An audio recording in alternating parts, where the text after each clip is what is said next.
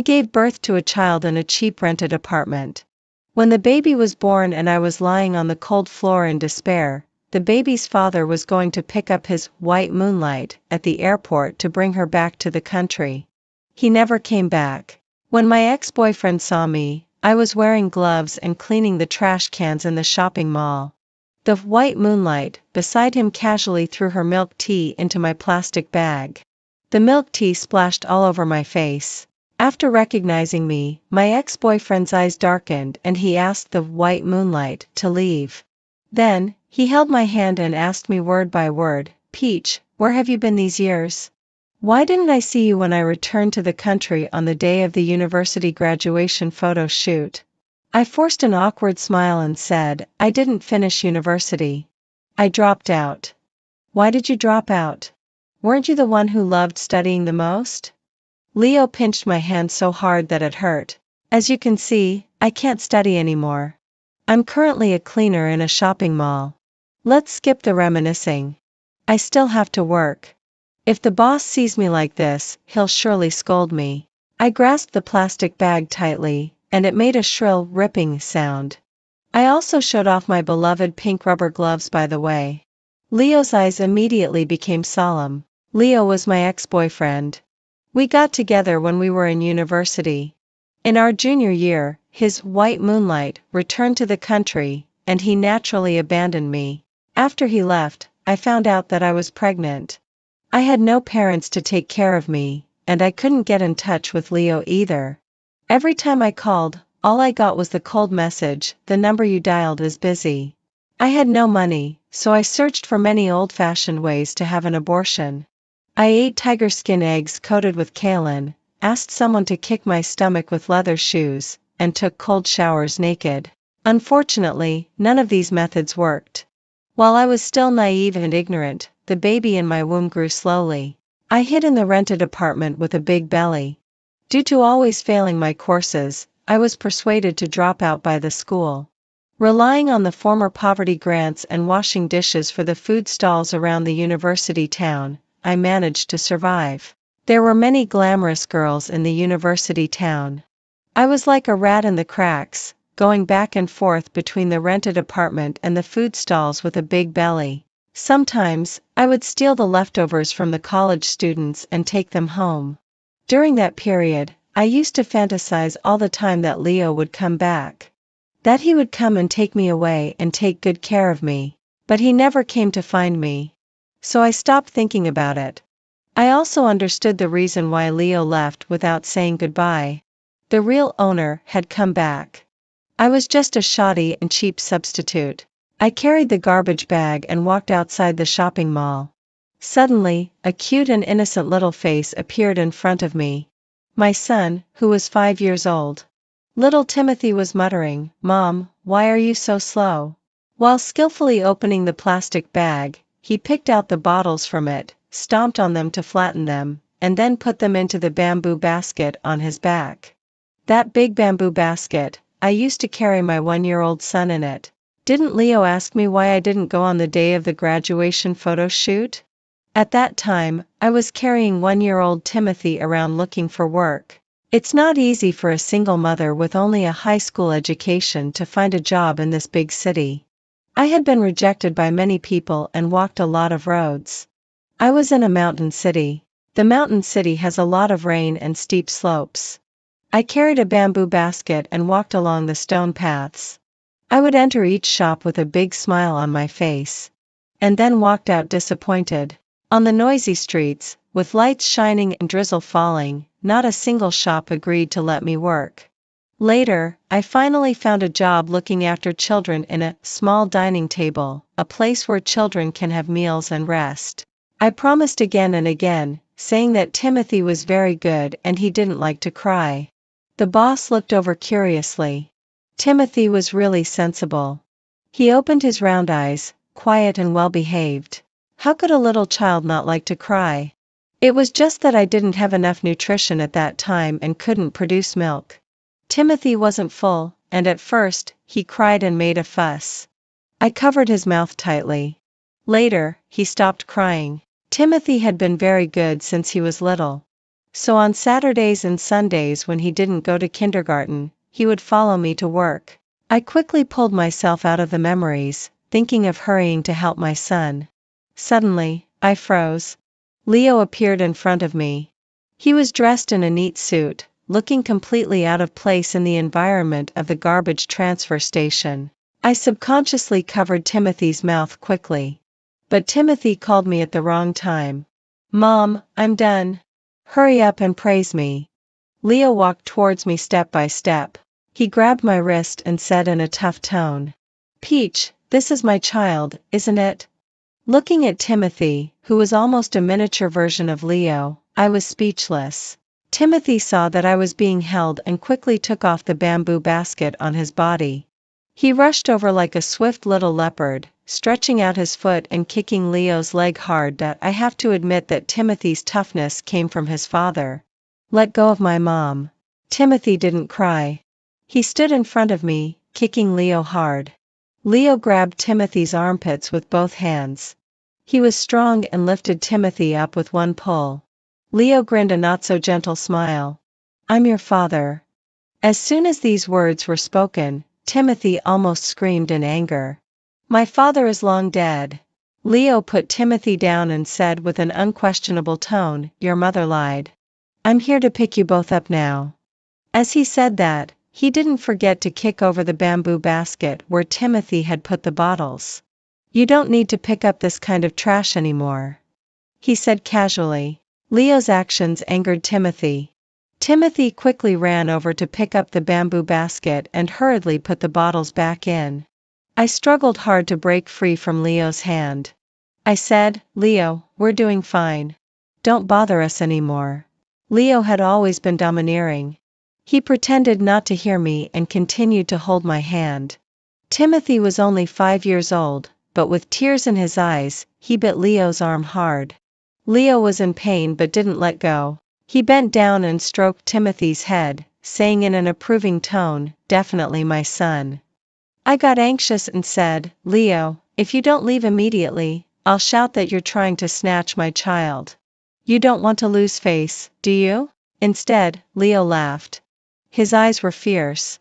"Peach, either you carry the child and come with me, or I'll have someone tie you both up at night." This was Leo, the same as before, willful and arrogant. When I met Leo, we were in university. He was my classmate. I grew up without parents.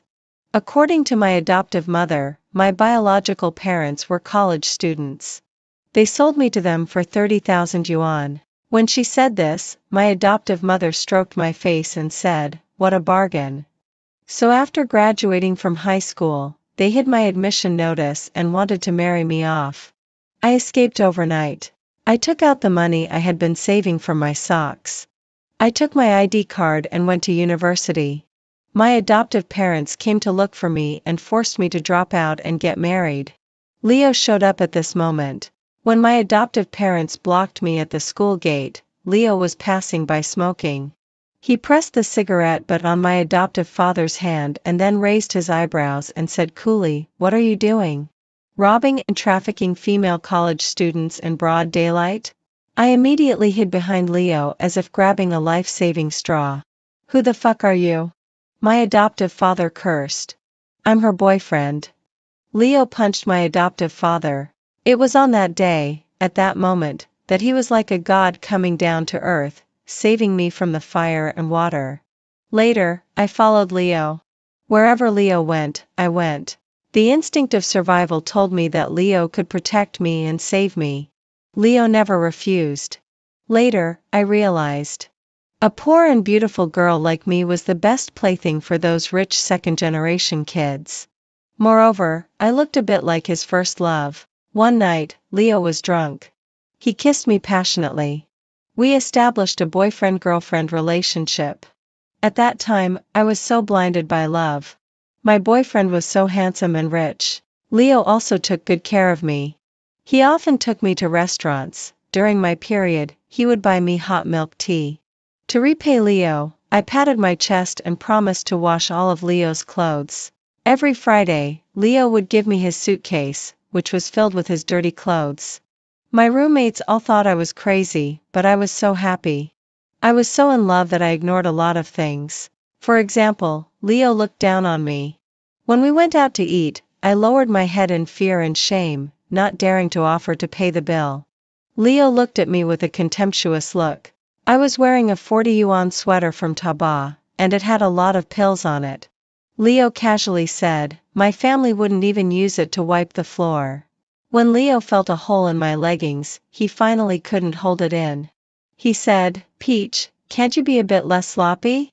Actually, I didn't want to be sloppy. It was just that I really had no money. The scholarship and poverty grants were all used to pay for tuition and living expenses. When Leo wasn't around, I drank the free soup in the cafeteria. Leo's contemptuous tone made me burst into tears instantly, feeling extremely ashamed. Leo sat up on the bed, put on his clothes one by one, and then left me behind. I didn't dare to be angry with Leo. If Leo ignored me, I didn't dare to look for him either. Later, Leo bought me 3 pairs of leggings and sent them to my dormitory. This was a signal that Leo wanted to make up. That night, he took me to a hotel again. Leo disliked me and looked down on me, but he also couldn't bear to let me go. I was well behaved and obedient, like a blank sheet of paper, allowing him to color it as he liked. Until I heard Leo say while touching my face during an intimate moment, "Although you look a bit like Wendy, your personalities are completely different." Who was Wendy? Was it the long-haired girl in his wallet? I didn't dare to ask. I'm afraid of losing my only light. Leo once took me to meet his friends. One of his friends said, "Where did you get this knockoff? She does look quite similar, but she doesn't have that proud air that Wendy has at all." After that, Leo never took me to meet his friends again. That night, he held my waist and forced me to smile. "Peach, can you smile a bit more confidently? Show me some pride." I smiled until I was numb, but he still wasn't satisfied. When I went to sleep at night, I practiced smiling hard with my back to him. Tears wet the whole pillow. We were together for 3 years. In our junior year, Leo received a phone call. I heard the delicate voice on the other end of the phone. "Little brother, I'm back in the country. Will you come and pick me up?" Leo immediately got up from the bed, put on his clothes, and even carefully styled his hair with wax. I sat up, wrapping the quilt around me, and asked him, "Leo, will you come back? I've renewed the lease on the rented apartment until you graduate." After saying this, Leo never came back. He no longer bothered with poor and humble me. Actually, I should also thank Leo. He renewed it for an extra 6 months, and it was in this rented apartment that I gave birth to Timothy. Now Leo is standing in front of me, still looking noble and rich. I raised my head and looked straight into his eyes, asking him, "What on earth do you want?" "I don't know either, but I definitely won't allow my son to pick up scraps and live near a garbage dump. I'll give you a house. You can live here." Leo took Timothy and me to a high-end residential area. When he said this, his eyes were like black shiny gems, and his tone was firm. "Leo doesn't love me. He just wants to make it up to me.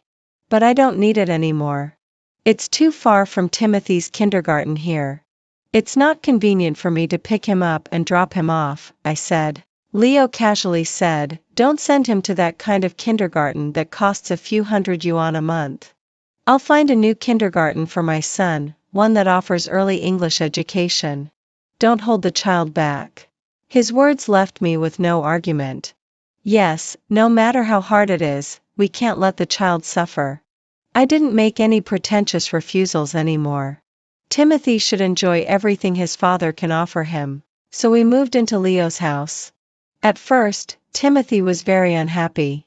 He kept crying and saying that he wanted to go back to our old place. I hit Timothy for the first time. I pushed Timothy into the bedroom, crouched down, and said to him word by word, "This place is 100 times better than the rented apartment we used to live in. Your kindergarten teacher has studied abroad. You can learn a lot from her. You know everything here is better than before. Why do you want to go back?" Timothy turned his head away, not wanting me to see the tears in his eyes. "But Mom, I know you don't want to see him. Yes, I hate Leo. I loathe Leo, but every time I have to pretend to be calm. I shouted at Timothy, that's Mom's business. Mom will live her own life well. You don't have to accommodate Mom. I don't want Timothy to feel pressured. I hope he can grow up happily. So even when we were poor before, I would play the little game of kicking football, with Timothy using plastic bottle caps.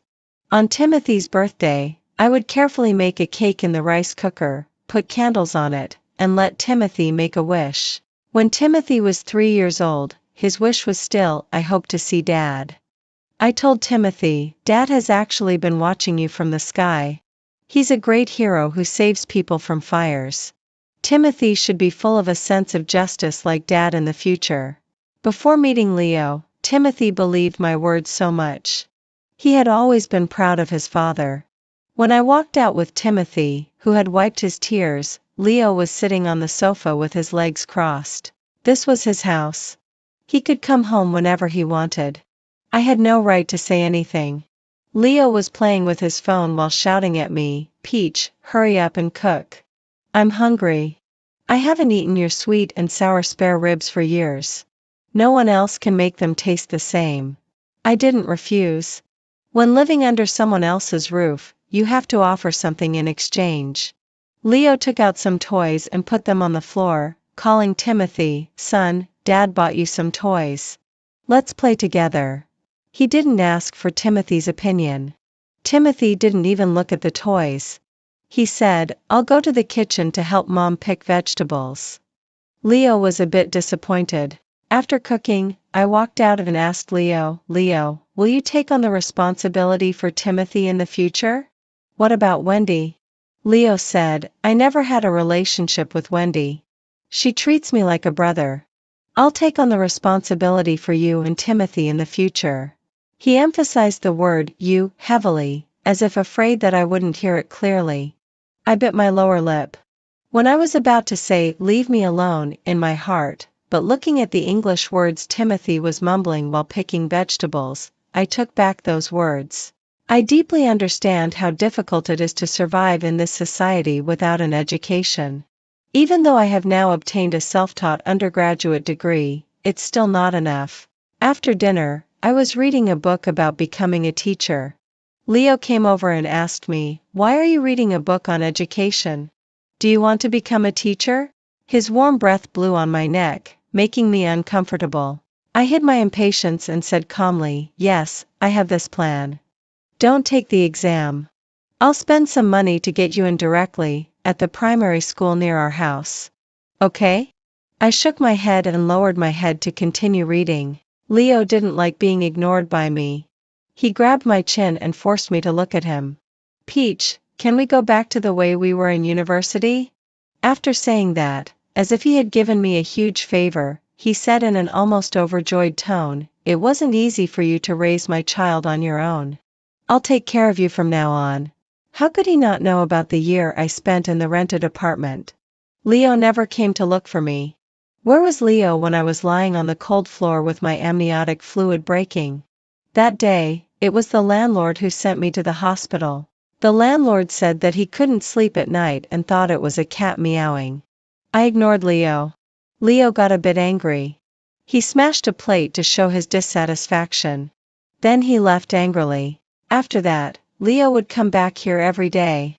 Sometimes he would play with Timothy, and sometimes he would sit on the sofa with the TV on, but his eyes would always follow me. At night, he would voluntarily stay in another big bedroom. Both Timothy and I ignored Leo. But one day, Timothy changed. That day, Timothy came back from school with a wound on the corner of his mouth. I asked him what happened. Timothy shook his head and refused to say anything. A child who was only 5 years old had already learned to hide his thoughts. I was both angry and worried. This was the first time I felt so helpless. I kept asking Timothy, what happened? Did you get into a fight? Timothy still didn't say anything. When Leo came back and saw Timothy's wound, he almost jumped up. What happened to your face? Did you get into a fight? Timothy didn't say anything. Leo suddenly picked up Timothy like he was carrying a sack and said, come on, tell your dad. "Whoever dares to bully our Timothy, I'll kill that bastard." This was the first time Timothy received such special treatment. Timothy had been sensible since he was little. He knew it wasn't easy for me and hardly ever caused me any trouble. I had never dared to say such wild words like Leo. That night, Leo carried Timothy into the small study. The two of them stayed in the study for an hour. After coming out, I could clearly sense that Timothy had changed a bit. He seemed to understand the significance of the word father in his life. Having a father felt like having someone to rely on, having endless sense of security. In the previous kindergarten, there was a parent-child activity. I couldn't go. I couldn't get time off work. Every time this happened, Timothy would sit in the farthest corner. He would sit on the stool and quietly watch the other children. This child came with his father, and they were both wearing little dinosaur costumes. That child came with his mother, who brought a lot of small beans to make mung bean paintings. Timothy had never told me that he was envious. But later, I caught a glimpse of him from outside the door. The little him was bent over the table, crying. I deliberately stomped my feet heavily. He quickly wiped away his tears and then tightened his grip on the colored pencils in his hand. On that tear-stained drawing, he drew a great hero, Ultraman, that he saw on the TV in the supermarket. That was his father.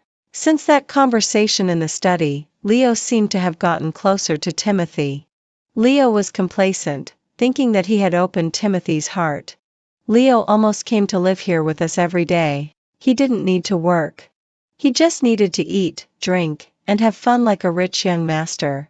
Leo gave me a large sum of money and told me not to go to work anymore. With a casual swipe of his card, it was the savings of an ordinary person's lifetime. I had never felt the difference between the rich and the poor so acutely.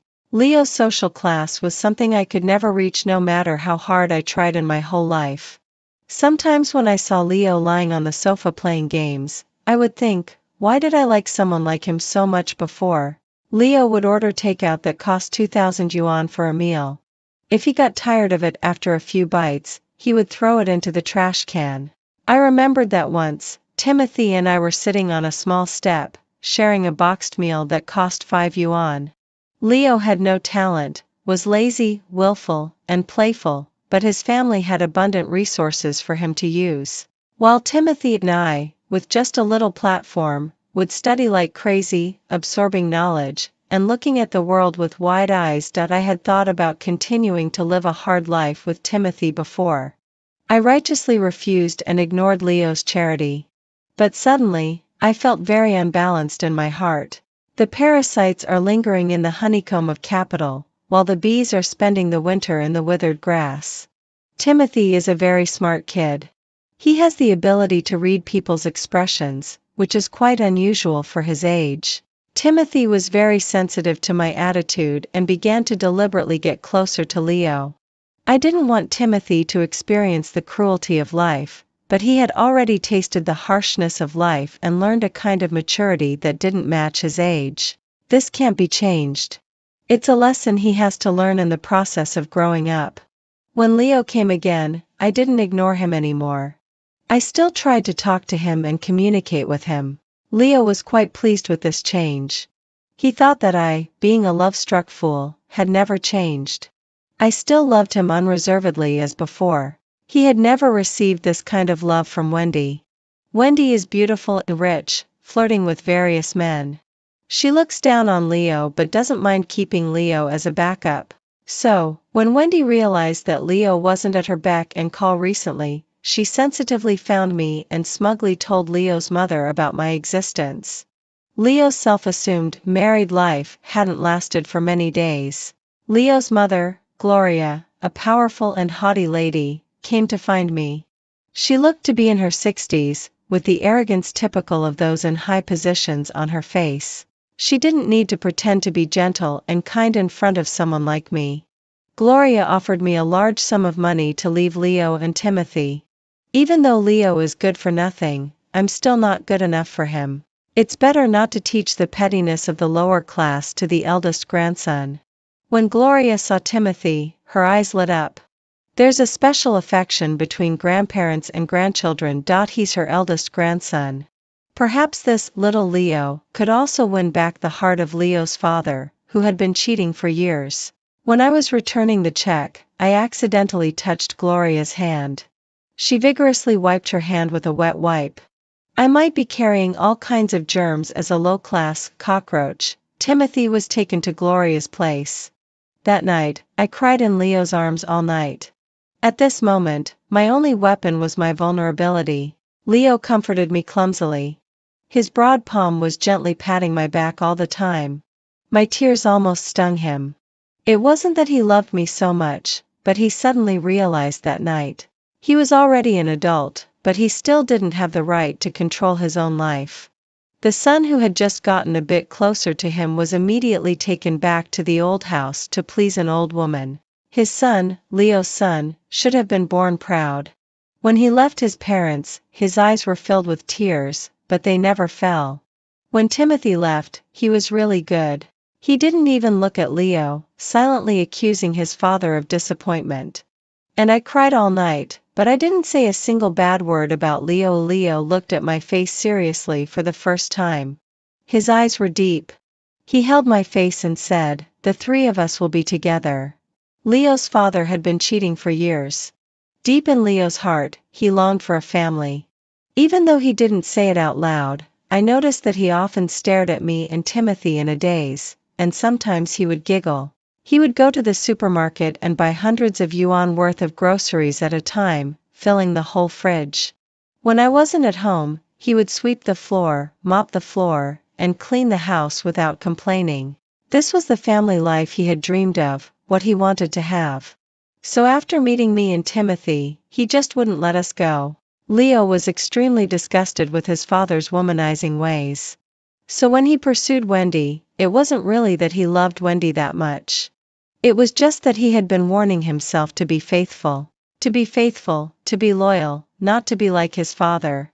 The dragon-slaying youth must never become the dragon. Leo's obsession was my first weapon. I held Leo's hand. Usually talkative, he didn't make any chauvinistic remarks this time. He held me quietly and steadily. His chest rose and fell. I leaned against his arms, tightly holding his little finger, my voice soft. "It's such a pity that we haven't been to an amusement park with our son yet." During our relationship, Leo had never been to an amusement park. He hated such places that brought joy to children's childhood. It wasn't that no one had taken him there. His mother's young lover, his father's mistress, had all taken him to the amusement park, holding his hand. After I finished speaking, Leo kissed my face and said in a hoarse voice, "There will be that day." Leo went back to the old house and told his mother that he wanted to start taking over the family business. Gloria didn't trust him. Leo had indeed always shown himself to be incompetent, hot-tempered, and brainless. Gloria had a small clothing brand of her own. She randomly gave one to Leo and asked him to work on it. I didn't expect that Leo, a noble young master, would actually lower himself to do live streaming. He went on the live stream himself to sell products, setting up a silly master persona. To be honest, he really did a good job of pretending to be silly. Or maybe he was just silly to begin with. People on the internet are really funny. If it's a rich second-generation kid who flaunts his wealth and is arrogant, they might not like him. But if it's a motivated and down-to-earth rich second-generation kid, netizens will praise him. Leo didn't have any skills in running a company. If he wanted to make a name for himself in front of his parents, he had to go on the live stream himself to sell products. At first, Leo was a bit reserved. He sat upright in his suit, introducing products with a straight face. The traffic was really low like this, and people didn't like to watch. Leo stayed at home thinking of ideas, looking for a team to package him, and memorizing all kinds of anchor lines. After a live stream, he was jumping around and shouting, and his voice was hoarse. When had the noble young master ever lost face like this? Many of his friends were making fun of him and giving him tips. He wasn't annoyed. He said with a grin, "Folks, don't just give tips. Buy some products." Although he seemed happy during the live stream, He was really depressed after each live stream. He even strongly asked me not to watch. He didn't want to leave a bad impression on me. Leo even sighed, "Life is really not easy." When he said this, I really wanted to laugh, but I held it back. Leo even wore women's clothes to show them on the live stream to gain popularity for selling women's clothes. How could he not feel ashamed? His ears were bright red, but he still forced himself to do it. After that live stream, he shut himself in the room with a hoarse voice. I carried pear soup and walked in.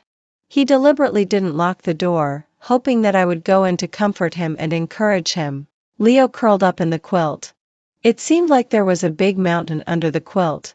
I gently lifted the quilt, and he suddenly stretched out a hand like a pair of iron tongs and dragged me into the quilt. In the dim quilt, we looked into each other's eyes. His eyes were red as he asked me, "Did you watch the live stream? Was I really silly? Did I look like a clown?" I burst out laughing. I gently touched his earlobe with my hand and said, "You're not a clown. You're my hero." As soon as I finished speaking, he immediately hugged me, rubbed his head into my arms, his breath warm. His tone had a rare coquettishness. "I really did a lot for you." But to be honest, when he was wearing women's clothes and shouting, "Folks, my benefits are not just women's clothes. There are cars, cosmetics, gold jewelry," in my live stream room, it was really funny. Although the live stream was a bit ridiculous, it did bring in money quickly. Leo's antics brought in 5 million yuan in revenue for this small brand in a month. Just this 5 million yuan made Gloria and Leo's father notice Leo. The clothing brands in Gloria's hands were all small. The really well-known brands were all in Leo's father's hands. Leo's father asked Leo to have dinner. Leo took me with him. At the dinner table, Timothy was there too. He was lying on Leo's father's leg obediently, saying auspicious words. Timothy in my impression wasn't like this. He was always silent in the face of everything. But now he was standing there, wearing a small suit, his eyes curved with a smile. He sweetly called Grandpa one after another. There's always a special affection between grandparents and grandchildren. Leo's grandfather laughed and stroked Timothy's head with his hand. "This is the first grandson of the Liang family." Leo didn't look very happy. His brows were tightly furrowed. During the meal, Leo's father said to Leo, "I'm glad that you're now on the right track. You come to work in the company tomorrow. I'll find someone to teach you." Many illegitimate children had already entered Leo's father's company. Only Leo had been stubbornly refusing to go. This time when he went to the company, it also meant that the father and son were starting to break the ice. Leo went to the company and then gave the clothing brand to me. He also gave me the operation team. I was almost crazily absorbing the knowledge of managing a company. I used to dislike Leo, but now, I feel much closer to him. He wasn't moving forward on his own. He gave me a push and provided me with a platform. Leo's father died. It was so sudden that Leo's father didn't even have time to divide his estate. His illegitimate children hadn't even had their household registrations done when he died. He had a sudden heart attack and then rolled down the stairs. Leo quickly went to the old house to prepare for his father's funeral. He took me with him. The intention was obvious. Subsequently, Leo took over all the businesses of the Liang family. He was forced to grow up and forced to fight. He would come back every day smelling of alcohol. When I was sitting on the sofa reading contracts, he would grab me and hold me tightly, as if he wanted to soak me in the smell of alcohol. Work is so tiring. Those people are so difficult to deal with. There are pitfalls everywhere. One wrong step and they'll take advantage of you. Leo was babbling on, constantly complaining about the difficult opponents, the troublesome shareholders.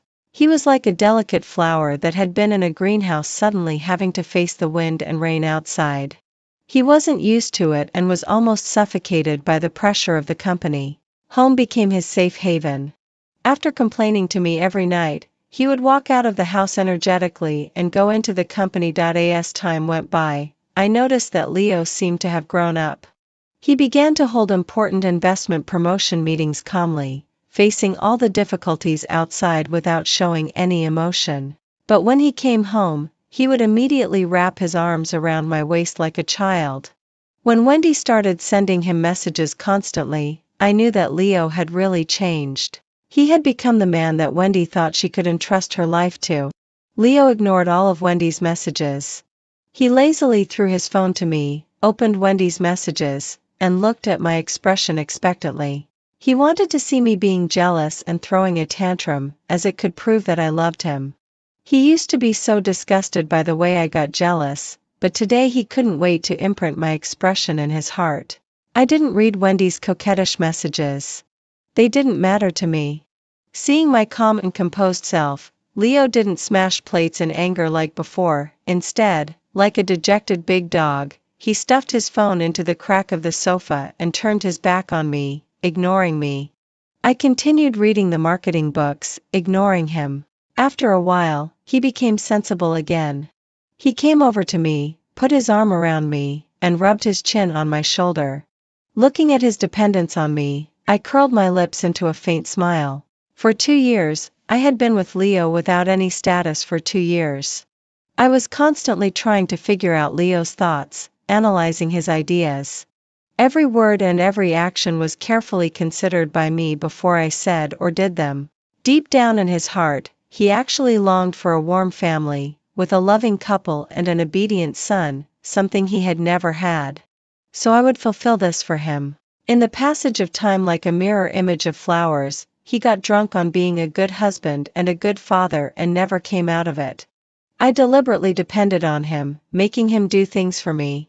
The more he did for me, the more firmly he would love me.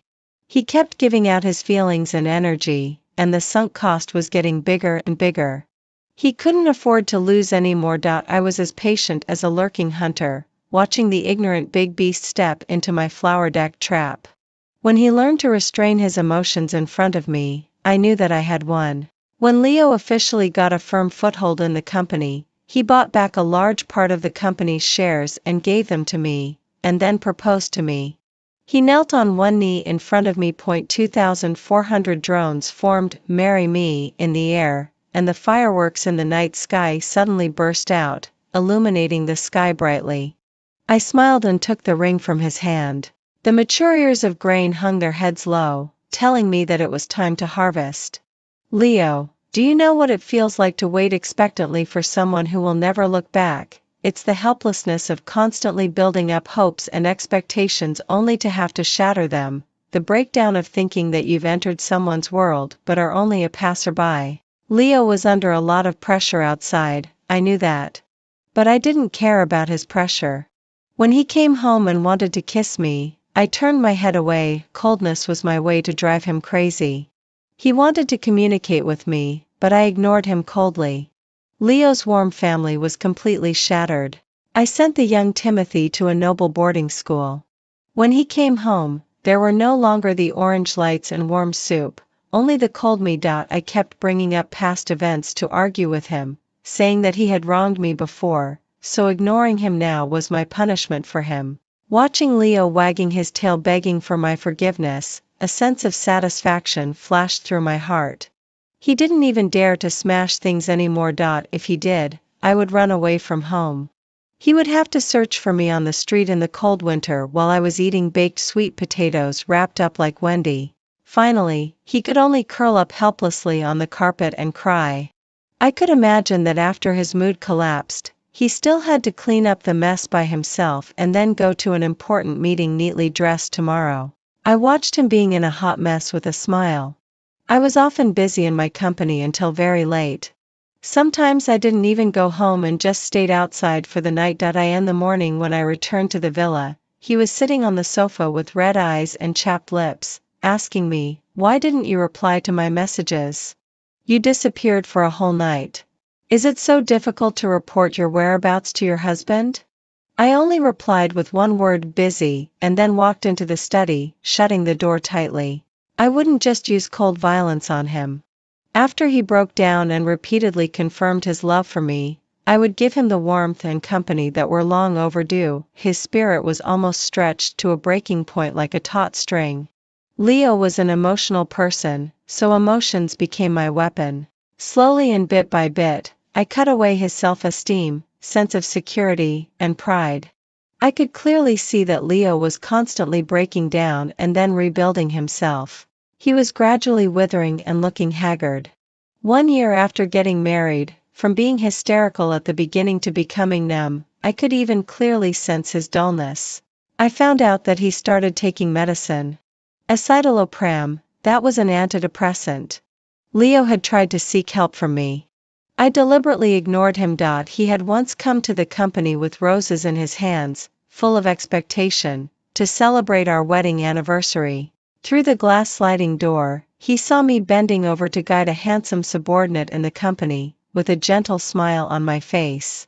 From his perspective, I was almost about to put my arm around that man. He walked over, grabbed my hand with suppressed anger, and pulled me outside. I snapped, "Leo, what on earth are you doing?" "Peach, I don't like you being so close to him." Leo let go of my hand, his face full of grievance. "How can you be so clueless? I'm working. You're a president too. Wouldn't you do the same?" My casual remark made Leo explode instantly. He whipped the roses hard against a telegraph pole. "All my secretaries and the subordinates I deal with are men. Even if there are female executives, I pay attention to the proper distance when dealing with them. Why don't you? Think whatever you want." I watched Leo losing face on the street, dropped a sentence, and turned around to leave. Before going to bed, Leo grabbed my shoulders and asked me, "Peach, do you really love me? Do you love me?" In the end, his tone was almost like an interrogation. I frowned and complained, "You're hurting me. Are you going to sleep or not? If not, I'll go to the study." I sat up, wrapped the quilt around me, and walked towards the study. The moment I walked out of the door, I heard Leo's painful voice. "Peach, I'm in pain, not because you deceived me, but because I found that I still long for your love. Think whatever you want." I slammed the door and left. Later, he stopped asking me if I loved him. Actually, the result was obvious. He just didn't dare to believe it. Leo didn't understand. He had given so much. Why did I suddenly say I didn't love him anymore?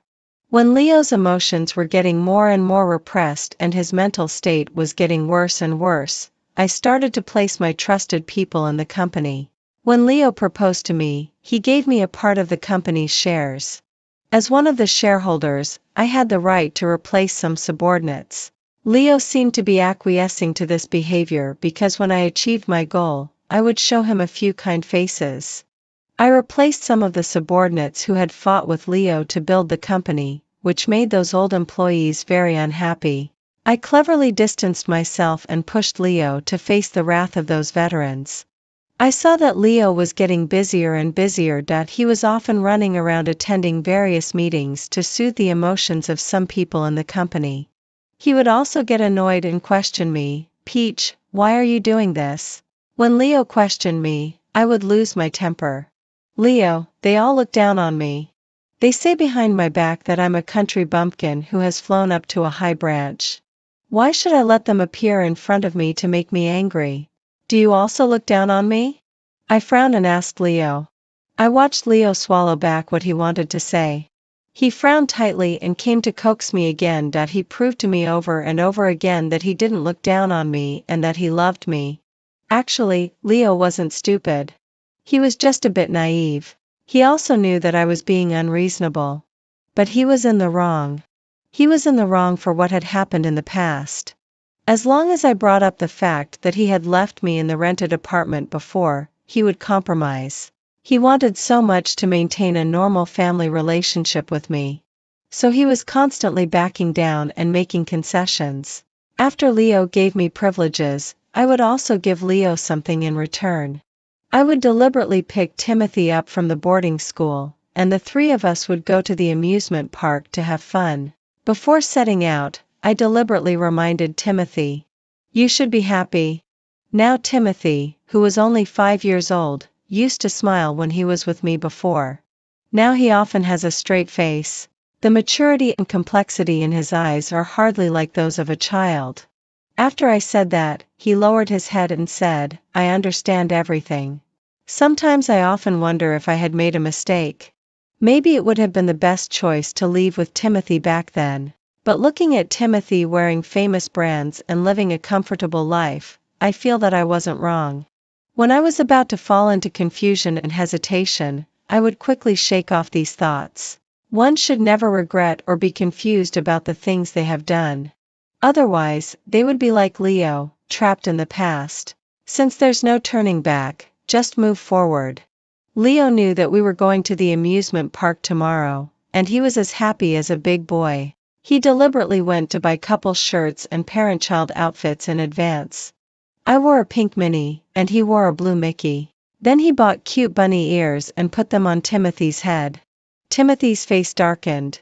He was just about to refuse, but after remembering what I said, his expression changed, and finally, he endured it and didn't say anything, showing a forced smile.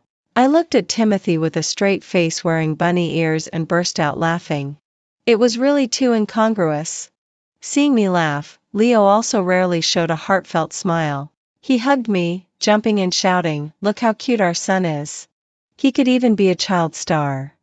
Timothy frowned a little reluctantly and said, "Dad, you're so noisy." Although he was blaming Leo, Leo looked so happy. His eyes and brows were full of smiles, as if the gloom of the past had been dispelled. He took my hand and Timothy's hand and walked into the amusement park. Leo took out a folder from his bag. I stood beside him and tilted my head to look. I found that the folder contained a hand-drawn guide to the amusement park. There were also little rabbits and such drawn with colored pens on it, but they were really ugly. The handwriting was also very sloppy. I could tell from the handwriting that it was Leo's.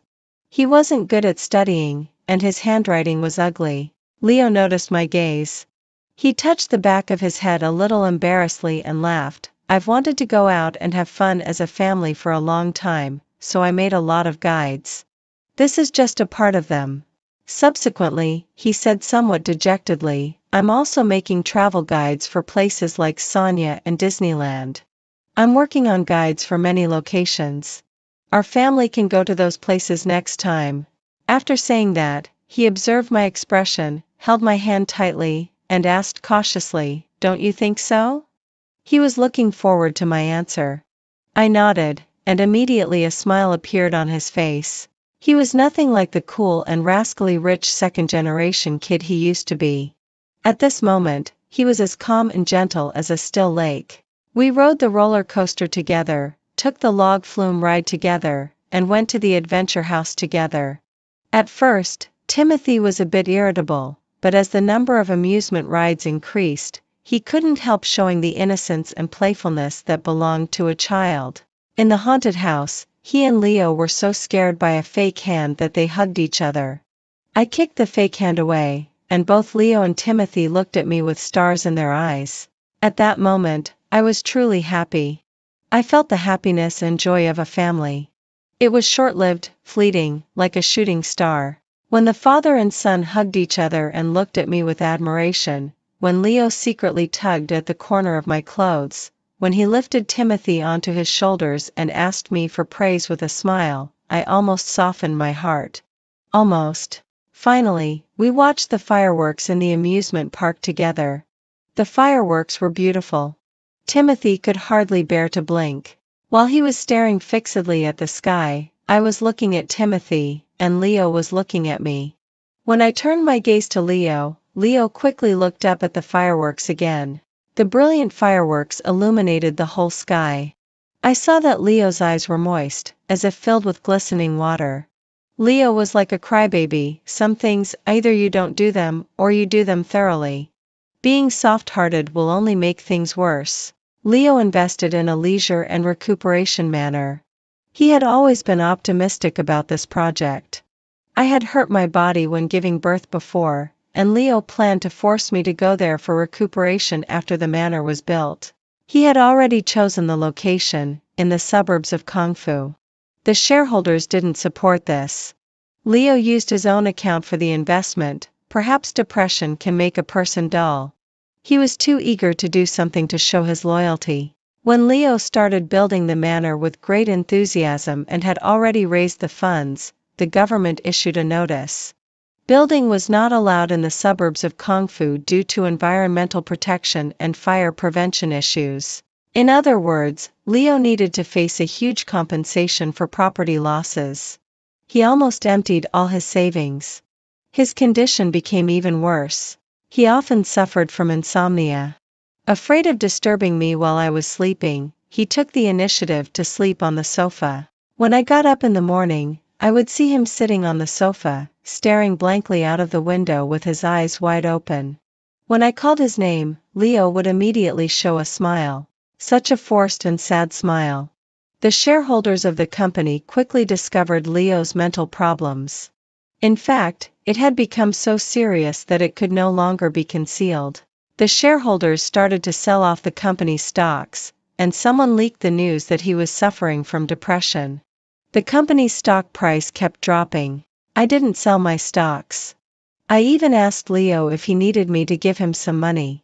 My clothing brand was doing quite well now, and I also had a lot of savings. Leo bit his lip and said, no.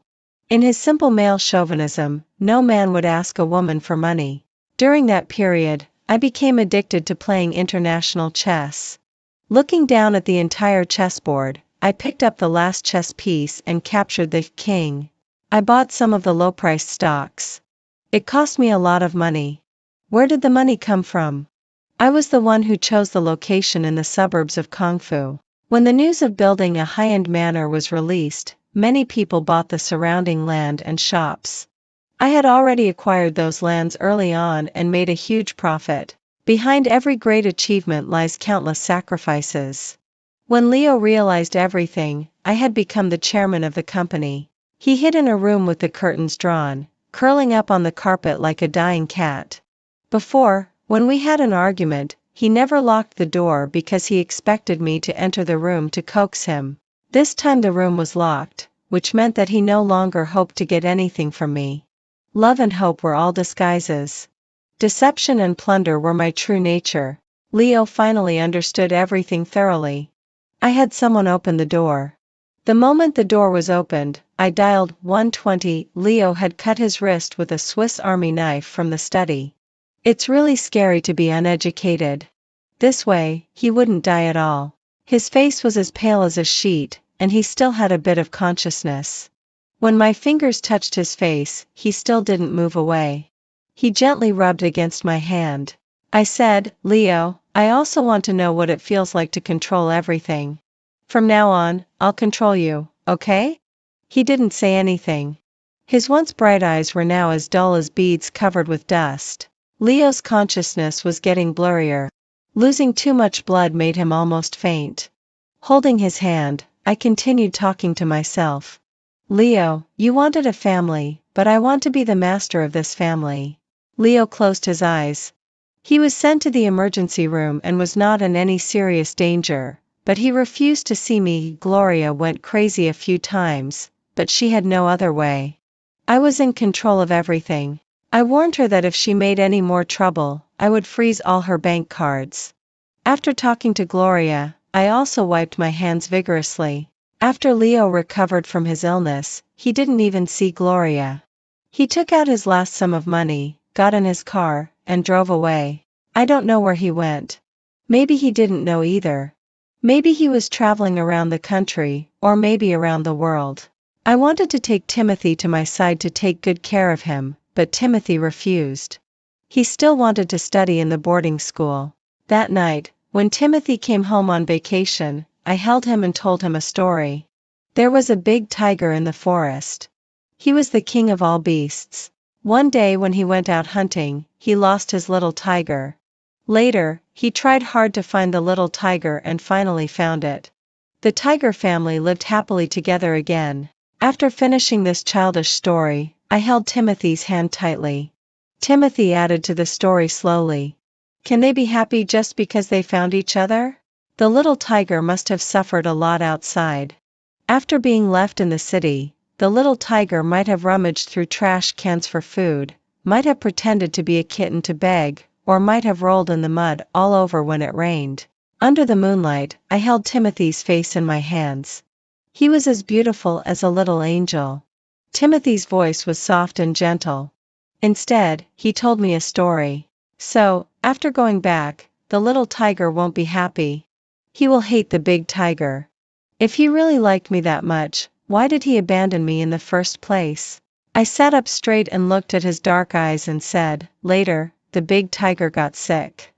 Timothy licked his lips and said in a childish and innocent tone, the little tiger didn't see it. In an instant, I felt as if I had fallen into an ice cave. After that secret night, I almost threw Timothy back to the boarding school like throwing away a burden. At the school gate, Timothy had an expression that showed he had known it all along. He didn't hold my hand or give me a goodbye kiss. He asked me a question. Mom, I'll never have a dad again, right? I said, maybe you will, maybe you won't. I paid someone to keep an eye on Leo. According to that person, Leo traded his luxury car for a 400,000 yuan off-road vehicle. He drove the car by himself, traveling through the deserts in the northern part of the country and also going to the dense forests in the southern part. His fair complexion had already been tanned to a bronze color. His once delicate fingers that never touched spring water had become thicker and grown calluses. He was healing himself through traveling. Occasionally, I would also put down my work to follow his trail. I stood at the corner of the street and saw him sitting in a niche coffee shop. There was a group of girls on his side who had been quietly observing him. Amid the giggles of the girls, the most outstanding one among them ran up to him to strike up a conversation. He looked up, was a bit startled, and then showed a smile. Leo used to be simple, then became calm and sincere. Now he was more like a ship that had gone through vicissitudes of life with marks, carrying a unique charm. I lowered the brim of my hat and watched him sitting and chatting with the girl who had come to talk to him. Since I gave birth to a child when I was love-struck, I had always told myself that I shouldn't regret and that one should look forward. But when I saw the girl sitting opposite him, smiling brightly like flowers in spring, my heart still ached, and finally, I fled in a hurry. Some people let go, while some people keep loving in their memories. Leo, I know she's watching me. So, I deliberately accepted the WeChat message from that girl and deliberately smiled very happily. When she disappeared around the corner, I said, sorry, to the girl and then got up to follow her figure. I won't catch up with her, won't question her, and won't have any entanglement with her. I'm just watching her leaving figure. She has lost a lot of weight too. After leaving me, seeing that I'm doing well, she'll probably be angry. Then be angry with me. Keep hating me a little more. This is the last bit of our emotional entanglement. Over the years, I've known about her. She has become a female entrepreneur, and her figure has appeared in many newspapers and magazines. I cut out her photos from newspapers and books and made them into a book. That book always reminds me that I should hate her. She made me lose everything. I hate her. I hate her. I hate her. At first, I even thought about getting revenge.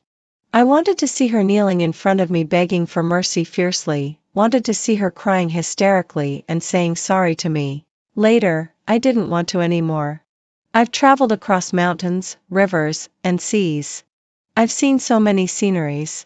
In a yurt under the snow-capped plateau, a man drank strong liquor with me. The 1.9-meter tall man cried and said, his wife died of cancer. He sold all his sheep but was still short of 200,000 yuan. She had never been happy since she married him. She always had to work. He was so male chauvinistic that he had never expressed his love and care for her. She never heard me say, I love you even when she was dying. The wine jar smashed on the ground. I also hugged that Mongolian man and cried, crying out all my grievances and hatred.